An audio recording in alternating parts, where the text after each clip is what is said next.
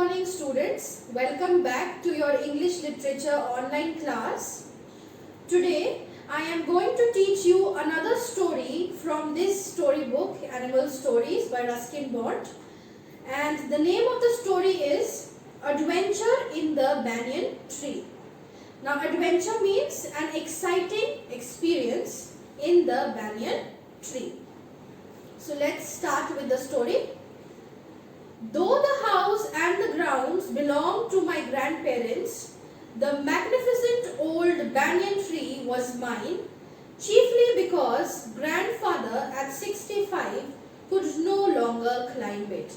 Now the narrator is saying that even though the house and the ground where there was a huge banyan tree, the house and the ground belonged to the narrator's grandparents, but the magnificent, the huge old banyan tree that was on that ground belonged to the narrator. The narrator says that it belongs to me because grandfather, the narrator's grandfather at the age of 65 could no longer climb the banyan tree.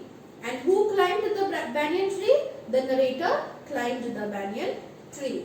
So the narrator says that this banyan tree belonged to me. The tree was older than the house, older than grandfather, as old as the city of Dehradun. Its spreading branches which hung to the ground and took root, forming a number of twisting passages, gave me endless pleasure. Among the branches were birds, squirrels, snails and butterflies. Now the narrator says that this banyan tree was very old. How old it was? The tree was older than the narrator's grandfather, and the narrator further says that the tree was as old as the city of Dehradun. Now it is clear from this line that this banyan tree was in a house that was in the city of Dehradun. The narrator also says that since it was very old, since the banyan tree was very old, it had a lot of branches that were spreading, which hung to the ground and took root, and they formed a lot of twisting passages. So these twisting passages and these branches of this huge banyan tree gave a lot of joy to the narrator. There were also a lot of birds, squirrels, snails and butterflies living in those branches. My first friend was a small grey squirrel. Arching his back and sniffing the air, he seemed at first to resent my invasion of his privacy. Now the narrator says that the first friend that he made on that banyan tree was a squirrel that was small and grey in color. And the narrator says that at first what the squirrel did, the squirrel used to curve his back and used to breathe air through nose in a way that makes a sound. And it seemed like the squirrel felt very angry because the squirrel felt like the narrator was invading his privacy. But when he found that I did not arm myself with catapult or air gun, he became friendly. Now what is a catapult? It is a forked stick with an elastic band fastened to two prongs used by children for shooting small stones. It is also known as gulail in Hindi. So the narrator says that at first the squirrel was a little angry with the narrator, but later when the squirrel realized that the narrator did not have a gulail with him or an air gun to harm that squirrel, then the squirrel became a little friendly with the narrator. When I started bringing him pieces of cake and biscuit, he grew quite bold and was soon taking morsels from my hand. Narrator says then that later when the narrator started bringing biscuits and cake to feed the squirrel, So the squirrel became very friendly with the narrator, and the squirrel started taking morsels, means crumbs, little crumbs of cake and biscuits from the narrator's hand. Before long, he was delving into my pockets and helping himself to whatever he could find. Then later on, as time passed, squirrel became so much friendly with the narrator that he used to dig into the pockets of into the narrator's pockets and find something to eat. In the spring, when the banyan tree was full of small red figs. Now figs is a type of a tree with a soft sweet fruit full of small seeds. So the narrator says that in the spring, when the banyan tree was full of small red figs, birds of all kinds would flock into the branches. The red-bottomed bulbul, cheerful and greedy, gossipy rosy pastors, parrots, manas, and crows squabbling with one another. During the fig season, the banyan tree was the noisiest place in the garden. The narrator says that when it was the fig season, then lots of birds would come and sit on the branches of this banyan tree. And what were some of the birds? Some of them were bulbul, and then rosy pastors, parrots, manas, crows, and they used to sit on the branches of this huge banyan tree, and they used to squabble. Squabbling means they used to quarrel with one another. And the banyan tree, during that season, the banyan tree was the noisiest place in the entire garden. Halfway up the tree, I had built a crude platform. When it was not too hot, I spent the afternoons there. I would read, propping myself up against the bole of the tree with a cushion from the living room. Now the narrator says that halfway up the tree, he built a platform, he built a kind of a tree house halfway up the tree, and it was made of natural things. It was made up of the branches and the sticks of the tree itself. Okay, and the narrator says that when it was not too hot, he would climb and stay on that tree house, and he would read books in that house, and he would support himself against the main part of the tree that grows up from the ground with a cushion. He would bring a cushion from his living room, and then he would place it against the trunk of the tree, and then he would support himself, take support of that cushion, and he used to read books on that tree house. Treasure Island, Huckleberry Finn, and the story of Dr. Dolittle was some of the books that made up my banyan tree library. So he made that tree house in the banyan tree, and he called it his banyan tree library, and some books were also there in that library. What were some of the name of the books? Treasure Island, Huckleberry Finn, and the story of Dr. Dolittle. When I did not feel like reading, I could look down through the leaves at the world below. And one afternoon, I had a grandstand view of that classic of the Indian wilds, a fight between a mongoose and a cobra. Now, the narrator says that usually he used to climb up the tree and sit in his banyan tree library and read books. But sometimes when he did not feel like reading, he used to look down through the leaves at the world below. And one afternoon, he was looking down and he noticed a fight between two of the Indian wild animals. What were the two animals? One was the cobra. Cobra, you all know, is a deadly and poisonous snake. And another was mongoose. Mongoose is Nevla, you must be knowing. Okay, so one afternoon, he noticed a fight between a mongoose and a cobra. The warm breezes of approaching summer had sent everyone, including the gardener, into the house. Now it was very warm that afternoon, and it was very hot that afternoon, and so even the gardener of the house was the gardener of the garden went into the house. And he himself, the narrator himself, was feeling very sleepy.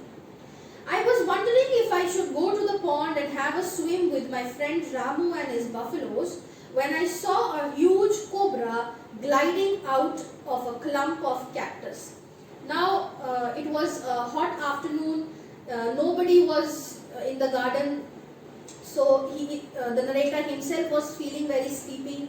So the narrator first thought that he should go to the pond and swim with his friend.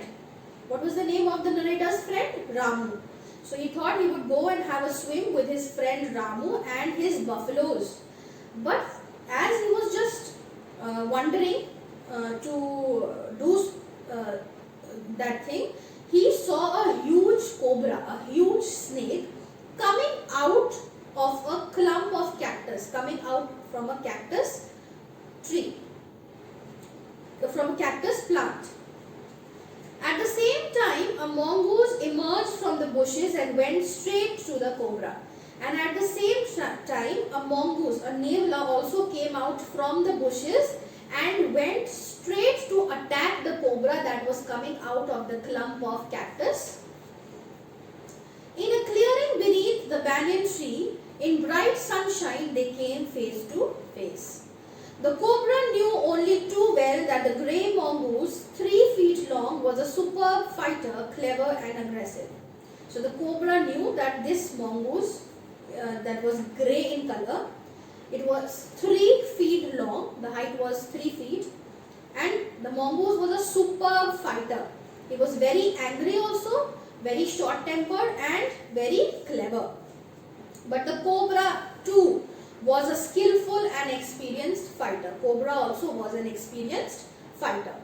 He could move swiftly and with lightning speed. Cobra could move very fast. And the sacs behind his long sharp fangs were full of deadly poison. And the teeth, the long sharp tooth that the cobra had, was full of poison. Hissing defiance, his forked tongue darting in and out, the cobra raised half of his 6-foot length off the ground and spread his broad spectacle hood. Now, the cobra was behaving like, was refusing to obey the mongoose, and what he did, he moved his tongue. Forked tongue means tongue that was pointed. He moved his tongue in and out, like when the cobra hisses, you see, he moves his tongue in and out. So the cobra did that, and then he raised himself 6 foot above the ground and spread his broad spectacle hood, which is also known as fan fehlana. Okay. The mongoose raised his bushy tail. The long hair on his spine stood up. So when the snake, spread his spectacled hood, the mongoose also raised his tail. Now the mongoose's tail was very bushy. The long hair on his spine stood up. Though the combatants were not aware of my presence in the tree, they were soon made aware of the arrival of 2 other spectators. One was a Mena, the other a jungle crow. Okay, so now the narrator says that the mongoose and the snake did not had any clue about the narrator looking at them from the banyan tree library. But soon there were 2 spectators, 2 more viewers who were ready to watch the fight between the mongoose and the cobra. And who were the 2 spectators? One was a Mena and other was a jungle crow. The birds had seen these preparations for the battle and had settled on the cactus to watch the outcome. So these 2 birds, they settled on a cactus to watch the battle, to watch the fight and the result of this battle. They sat on the cactus to watch who is going to win this fight. Had they been content only to watch, all would have been well. The narrator says that if only these birds were satisfied just to watch, just by watching, if these birds were satisfied just by watching, everything would have been well. The cobra stayed on the defensive, swaying slowly from side to side, trying to mesmerize the mongoose into making a false move. Now I told you cobra was also a very experienced fighter and he was very clever. So what he did, with his eyes he tried to make false moves and hypnotize the mongoose into making a false move. But the mongoose knew the power of his opponent's glassy, unwinking eyes and refused to meet them. But the mongoose, he was also very clever. He knew that cobra is trying to set up a trap for mongoose. So mongoose refused to meet and get hypnotized by the cobra. Instead, he fixed his gaze at a point just below the cobra's hood and opened the attack. Moving forward quickly until he was just within the cobra's reach, the mongoose fainted to one side. Now what happened? The mongoose moved quickly until he was just within the cobra's reach. And as soon as he moved, he made a distracting movement to one side. Immediately the cobra struck. Now the cobra, when he made a distracting movement, the cobra struck. His great hood came down so swiftly that I thought nothing could save the mongoose. Now even the narrator thought that now the mongoose would be killed. But what the little fellow did, the mongoose jumped to another side and moved in as fast as the cobra, biting the snake on the back. What did the mongoose do instead? Mongoose shifted to another side and bit the back of the snake and moved away again out of its reach. At the moment that the cobra struck, the crow and the myna hurled themselves at him, only to collide heavily in midair. Now when this all was happening, the birds, what they decided, the myna decided to move at a high speed at the cobra. But, from the other side, even the crow decided to move at a high speed to hit the cobra. But instead, they both, myna and crow, collided heavily in midair. So they both made a high-pitched sound because they were insulted, and then they again returned back to the cactus to watch the fight. A few drops of blood glistened on the cobra's back. Now since the mongoose had bitten the back of the cobra, a few drops of blood was shining at the cobra's back. Now the cobra struck again and missed. Again the cobra tried to attack the mongoose, but he missed the attack. Again the mongoose sprang aside, jumped in and bit the snake. And again the mongoose bit the snake. Again the birds dived at the snake, bumped into each other instead and returned shrieking to the safety of the cactus. And then again the birds flew into the air and tried to attack the snake, but instead of attacking the snake, they both, the myna and the crow, they both bumped into each other and they again made a high-pitched sound of cry, and they returned back to the cactus and started watching the fight. The third round followed the same course as the first, but with one dramatic difference. The third round was also the same, but there was one dramatic difference in this round. What was the difference? The crow and the myna still decided to take part in the proceedings. The crow and the myna, they still wanted to attack the cobra. So they again dived at the cobra, but this time they missed each other. They did not bump into each other. The myna flew on and reached its perch. Now the myna flew off and reached the pole and rested there, but the crow tried to pull up in mid-air and turn back. In the second that it took the bird to do this, the cobra whipped his head back and struck with great force. Now, when the bird was coming towards when crow was coming towards the snake, the cobra again, whipped his head and struck snake, the crow, with great force, with his nose striking against the crow's body.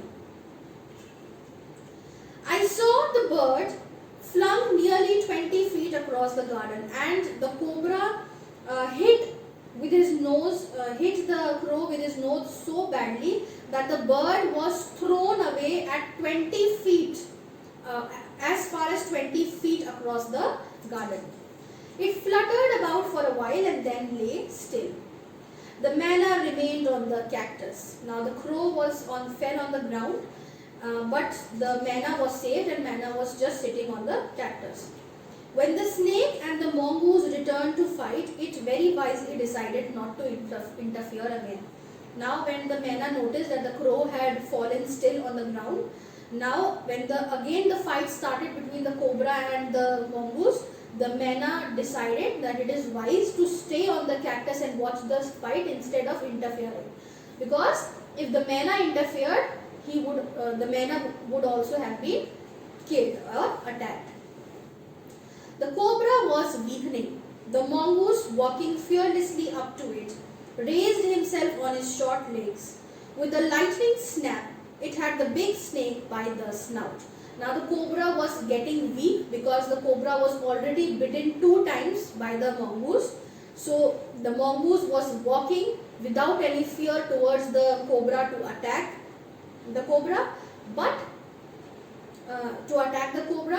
and within seconds, what did the mongoose do? The mongoose hit the snake with his nose. Snout means nose. The cobra writhed and lashed about in a frightening manner. Now the cobra was attacked, and the cobra rolled and was hit very hard and in a very frightening, in a very dangerous manner, and even coiled himself about the mongoose, but to no avail. The little fellow hung grimly on until the snake had ceased to struggle. Now the little fellow, the mongoose, he tightly held the cobra till the cobra could not struggle, could not move anymore. And then he sniffed along its quivering length, gripped it around the hood and dragged it into the bushes. The mongoose caught the cobra from the cobra's hood, and dragged it into the bushes. So who won the fight between the mongoose and the cobra? The mongoose won the fight. The manna dropped cautiously to the ground, hopped about it, peered into the bushes from a safe distance, and then, with a shrill cry of congratulation, flew away.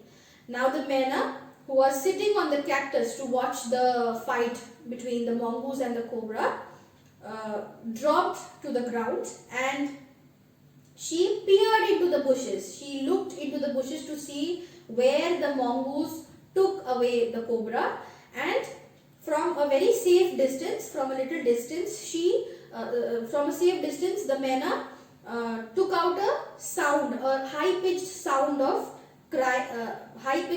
to congratulate the mongoose for winning the battle, and then the manna flew away. So I hope this story is clear to you.